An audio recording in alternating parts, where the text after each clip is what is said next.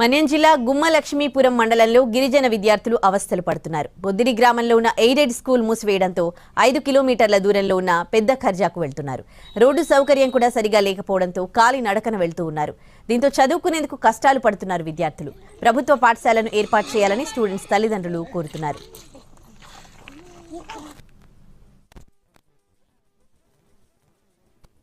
మా ఊర్లో స్కూల్ లేదు, పిల్లలు మాత్రం చాలా ఇబ్బంది పడుతున్నారు.